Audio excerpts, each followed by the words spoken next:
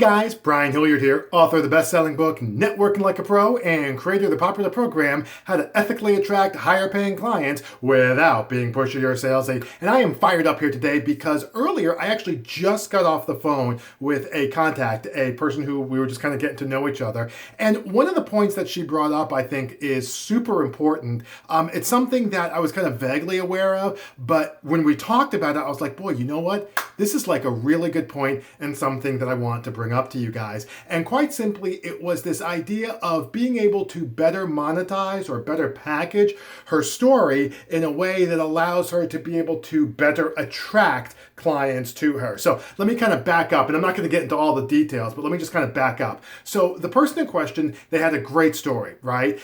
She had come here from a different country. She had been able to do some different things, kind of face some adversity, pulled herself up by the bootstraps, and it's like a really, really good story. It's a motivating story. It's an inspiring story. And her friends are like, listen, this is a great story. And she's like, I know, but I don't know how to turn that into clients. And here's kind of what I said. I was like, listen, the reason why you're having some challenge, I mean, there might be a few reasons, but one of the reasons, and if you're in this situation, it's probably similar as well.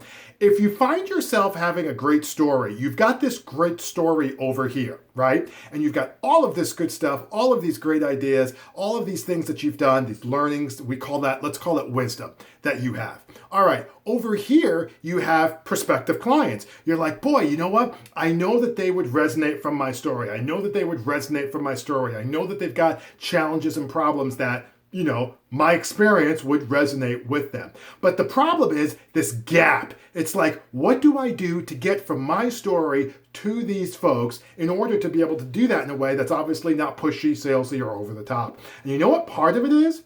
Part of it is that you have to extend, think of it like a drawbridge. So what happens is there needs to be a connection between your story. It's like when you have like kids and you're like trying to feed them.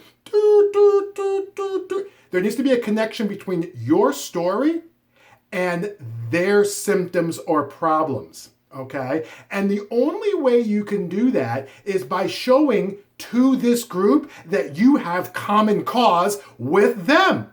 Brian, how do you do that? Like, they don't even know me. Great question. That's why you do videos talking about, the symptoms and the problems and the challenges that you've been facing and how you overcame those. That's why you have maybe podcasts or webinars that do similar things. But most importantly, and here's what people have said to me, they're like, okay, all of that sounds really good, but like, how can I get started? And this is the most important thing.